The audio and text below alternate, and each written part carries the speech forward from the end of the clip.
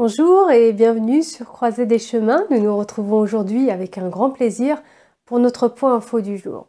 Bien, commençons sans tarder. Les Américains commencent à recevoir la dernière série de chèques de relance. Une nouvelle analyse révèle que plus de 4 milliards de dollars iront également aux immigrants illégaux. Le centre d'immigration estime que 2,6 à 5 millions d'immigrants illégaux ont un numéro de sécurité sociale, ce qui leur permet de recevoir des chèques de relance. Ce chiffre inclut les personnes bénéficiant de l'accord DACA et les bénéficiaires du statut de protection temporaire. Le directeur de la recherche du centre d'immigration, Steven Camarota, déclare que ces personnes sont dans le pays de manière illégale et pourraient être obligées de le quitter. Pourtant, dans le cadre du système actuel, elles reçoivent toujours une autorisation de travail et un numéro de sécurité sociale.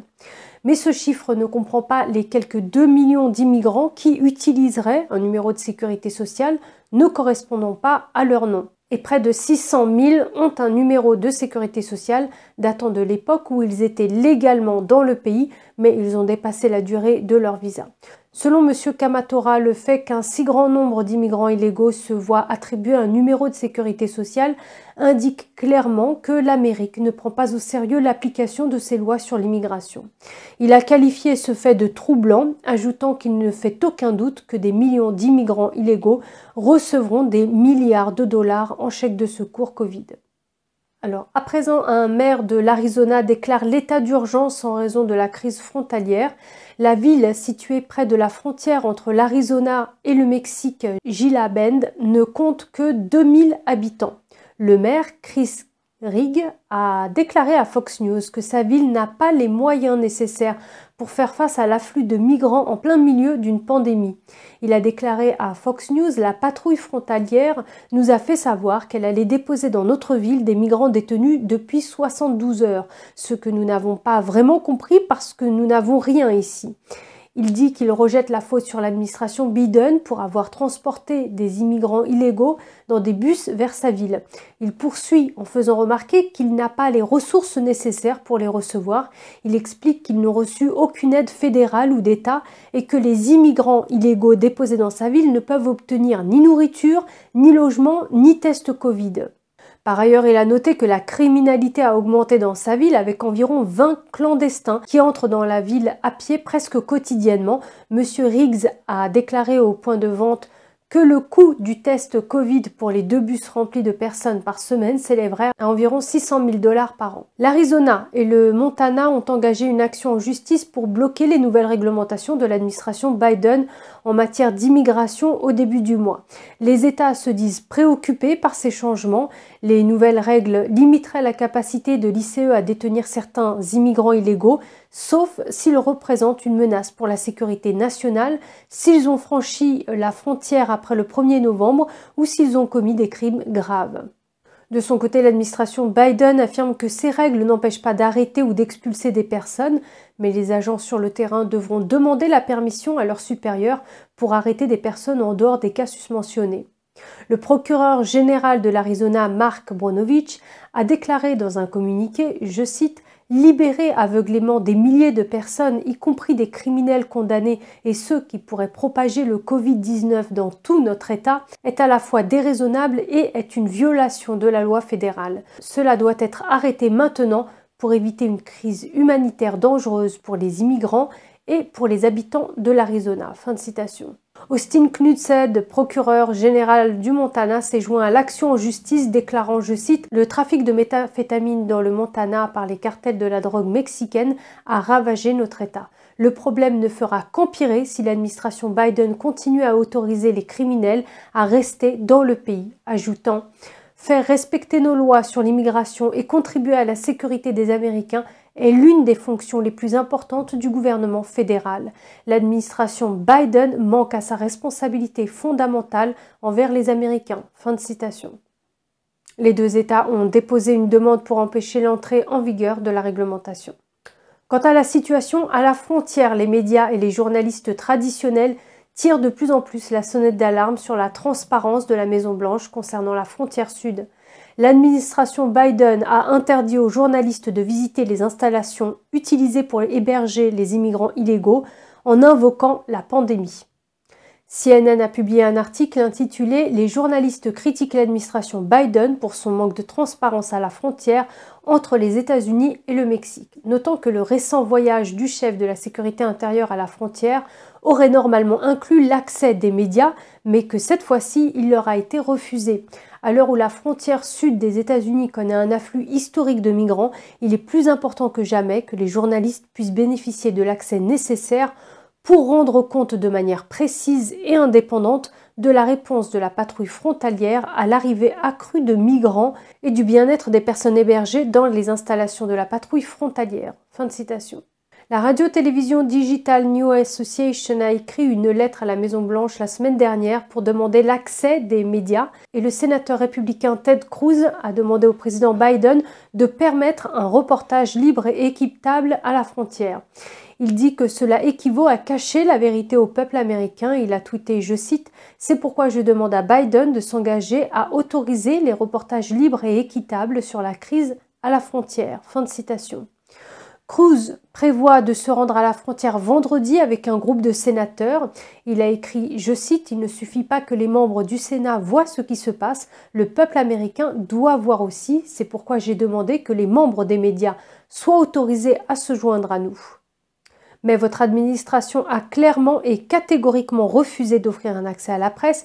C'est scandaleux et hypocrite. Fin de citation. Et nous passons maintenant à la législation en cours de préparation. Les législateurs démocrates disent avoir de grands projets pour le pays, en tout cas avec de grosses dépenses, ça c'est sûr. Selon les rapports, la prochaine étape comprend un autre projet de loi. Cette fois-ci, il s'agit d'infrastructures, d'écoles maternelles universelles, de collèges communautaires gratuits et de congés familiaux payés. Les médias disent que le coût dépassera les 300 000 milliards de dollars. M. Biden a évoqué pour la première fois le projet de loi de l'infrastructure de 2 000 milliards de dollars pendant sa campagne. Le point de départ des coûts d'infrastructure est de 320 milliards de dollars provenant d'une loi sur les transports adoptée précédemment par la Chambre des représentants. La Maison-Blanche n'a pas publié les détails ni le coût. Le chef de la minorité du Sénat, Mitch McConnell, qualifie le projet de loi de cheval de Troie. Il déclare, je cite, « Nous entendons dire que les prochains mois pourraient apporter une proposition dite d'infrastructure qui pourrait en fait être un cheval de Troie pour les hausses d'impôts massifs et d'autres politiques de gauche destructives d'emplois. » Fin de citation. McConnell prédit que les démocrates diront que le projet de loi est destiné aux autoroutes, mais il en sera en réalité à la nouvelle donne verte et à d'autres politiques libérales, disant, je cite, « Les démocrates de la Chambre des représentants ont montré la voie l'année dernière. Ils ont publié une proposition tentaculaire qui prétendait être un projet de loi sur les autoroutes, mais ce n'était en fait qu'un coussin de plusieurs milliers de pages du Green New Deal. » M. McConnell affirme qu'il existe déjà un moyen éprouvé de relancer l'économie et de créer des emplois. Il dit que c'est exactement ce qui s'est passé avant que le virus ne frappe. Il dit que le grand gouvernement et les modes libérales ne fonctionneront pas. Il a fait référence à l'annulation par Biden de l'oléoduc Keystone en disant que l'administration Biden pousse des politiques qui ne servent pas les intérêts à long terme d'une majorité de travailleurs. Et quant au shutdown, McConnell dit « Les travailleurs américains et l'énergie domestique ont été relégués au second plan par les signaux de la gauche. » Fin de citation. Les démocrates disent qu'ils veulent un projet de loi bipartisan, mais certains disent qu'il devra adopter le projet de loi sans les républicains. Il pourrait utiliser le processus budgétaire pour contourner le filibuster. C'est ainsi que les démocrates ont fait passer le projet de loi sur l'aide de Covid-19 sans les voix des républicains. Le sénateur Bernie Sanders dit qu'il est très difficile d'obtenir le soutien des républicains.